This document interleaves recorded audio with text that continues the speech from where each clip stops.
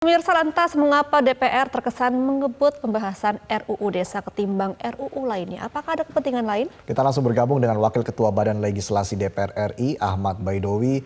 Selamat pagi, Pak Baidowi. Kenapa DPR terkesan terburu-buru, Pak, untuk menyelesaikan RUU Desa? Gak ada yang buru-buru, Mas. Dan semua sesuai tahapannya. Itu Undang-Undang Desa direvisi itu berdasarkan putusan Mahkamah Konstitusi. RUU Desa itu sebenarnya diinginkan kalau dibilang buru-buru, sebenarnya kalau mau buru-buru itu dulu di bulan Januari 2023. Karena desakan-desakan saat itu, tetapi saat itu tidak bisa kita lakukan karena Undang-Undang Desa belum masuk prolegnas prioritas. Tapi Maret kemarin ada putusan Mahkamah Konstitusi terkait dengan gugatan Undang-Undang Desa sehingga menyebabkan revisi Undang-Undang Desa itu masuk kumulatif terbuka yang bisa dibahas sewaktu-waktu, yang bisa diusulkan sewaktu-waktu. Nah, putusan MK itulah menjadi pintu untuk DPR RI mengusulkan perubahan Undang-Undang 16 tahun 2014 tentang desa. Jadi kalau dibilang buru-buru enggak juga. Kalau buru-buru dulu dia di Januari 2023. Tetapi kan tidak bisa. Semuanya berbasis konstitusional. Jadi ada putusan Mahkamah Konstitusi membuat RUU Desa itu menjadi kumulatif terbuka. Ya, Pak Awi, ini kan kita sudah mulai memasuki tahapan pemilu 2024 ya. Banyak pihak yang mengartikan bahwa RUU ini ada terkesan politis ya. Bagaimana tanggapan dari Anda? Semua produk DPR itu politik. Tidak ada produk DPR yang tidak politik karena DPR adalah lembaga perwakilan yang bersifat politik dan orang-orangnya dipilih melalui proses politik. Tinggal bagaimana mekanisme yang diatur dalam undang-undang itu, nuansa-nuansa politik yang dikhawatirkan oleh banyak pihak itu tidak terjadi. Nah, kalau kemudian kami dituding karena tahun politik dan ini ada politisasi, ya namanya produk politik. Tidak ada produk DPR yang tidak politis, semuanya politis. Oke, baik. Pak Baidowi, nanti kita lanjutkan lagi perbincangan kita. Pak Baidowi, kita jeda dulu. Pemirsa, Anda kembali Selamat Pagi Indonesia dan kita masih bergabung dengan Bapak Ahmad Baidowi selaku Wakil Ketua Balik DPR RI. Kita masih membahas mengenai RUU Desa. Pak Awi, ini kan juga menjadi polemik adanya penambahan periode 9 tahun untuk kepala desa ya, di saat di tengah banyak yang marak korupsi di desa dan juga banyak yang mencurigai nantinya bakal menjadi tempat ataupun ladang untuk mengumpulkan duit bagi para kepala desa. Ini bagaimana tanggapannya, Pak Awi? Sebenarnya secara akumulatif total itu tidak ada penambahan masa jabatan. Yang terjadi adalah perubahan periodisasi. Di Undang-Undang 6 2014, masa jabatan maksimal kepala desa itu 18 tahun karena 6 tahun boleh 3 periode. Nah, di revisi ini kita sederhanakan periodisasinya 9 tahun maksimal 2 periode. Berarti 9 kali 2 sama-sama 18 tahun. Yang kita atur adalah perpanjangan periodisasinya. Karena apa? Pertimbangannya demi menjaga stabilitas di desa. Karena kita tahu pilkades, pemilihan kepala desa itu merupakan pemilihan demokrasi, sistem demokrasi, proses demokrasi yang paling kecil di masyarakat sehingga rawan gesekan. Bahkan di beberapa tempat tidak jarang menimbulkan gesekan sosial, termasuk diantaranya di dapil kami itu sampai menimbulkan gesekan sosial. Bahkan ada yang terjadi kerusuhan dan carok massal.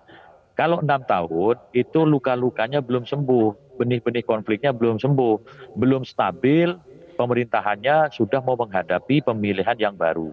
Nah, maka kemudian kalau sampai 9 tahun itu sudah cukup waktu untuk konsolidasi dan menjaga stabilitas di tingkat desa.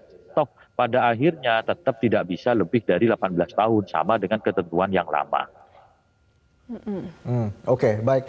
Pak Baidowi, ini poin krusial lain yang diatur dalam revisi undang-undang tersebut, ya ini mengenai alokasi anggaran dana desa ini Pak, yang diatur dalam pasal 72 ya. Pak Baidowi, ini sebenarnya pasal 72A tentang pengelolaan dana desa untuk peningkatan kualitas masyarakat desa, nantinya dana desa akan ditambah sebesar 20%. Ini hasil evaluasi atau dasarnya ini seperti apa, Pak?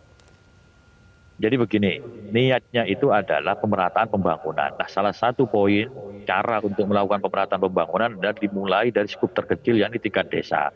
Kalau desanya maju, ekonominya maju, kita bisa melakukan pemerataan pembangunan dan menahan laju urbanisasi. Itu satu. Yang kedua, besaran dana desa kita usulkan 20% itu dari total dana transfer daerah. Dana transfer daerah itu kan ada 6 jenisnya, dana alokasi umum, dana alokasi khusus, dana perimbangan, dana otsus, dana keistimewaan, dan dana desa. Nah, di yang lama itu ada 2 nomenklatur sumber dana desa. Satu, dana desa transfer langsung dari APBN yang diatur dalam transfer daerah, dan satu lagi melalui APBD yang disebut dengan alokasi dana desa. Nah, APBD itu yang juga diambilkan dari dana perimbangan, sama-sama dari APBN. Maka kemudian kalau sumbernya sama dari APBN, kita konsolidasikan saja di satu tempat bahwa dana desa besarannya dinaikkan sehingga tidak ada lagi dana desa, dana alokasi dana desa. Cukup satu aja nomenklaturnya dana desa dan besarannya 20% dari besaran transfer daerah. Nah, pertanyaannya kemudian, ada yang menganggap bahwa setiap desa masing-masing mendapatkan 2 juta.